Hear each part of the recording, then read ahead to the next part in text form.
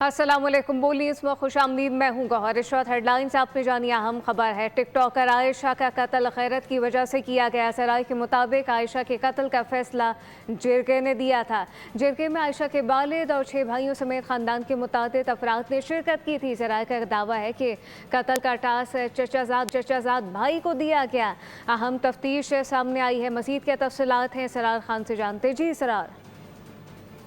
जी, ये वाकया है पिछले दिनों का, जब टेक्सा के मुकाम पर 2 शूटर ने टिकटॉकर आयशा और सूसू को कत्ल कर दिया था फायरिंग करके, जिसके बाद पुलिस की जानिब से मुकदमा दर्ज कर लिया गया था। और इस वाकये में न सिर्फ ये टिकटॉकर हलाक हुई थी, बल्कि एक उसकी जो बहन थी वो शदीद जख्मी भी हुई थी। मारूफ जो टिकटॉकर थी उसके अब जो ये मामला है उससे कत्ल का जो इंकशाफ हुआ है उसमें बड़ी ऐसी चीजें सामने आई है कि बताया जा रहा है कि तीर में बाकायदा तौर पर एक मुबैना गैर कानूनी जिरगा हुआ है, जिसमें आयशा का जो है ना कत्ल का फैसला किया गया है।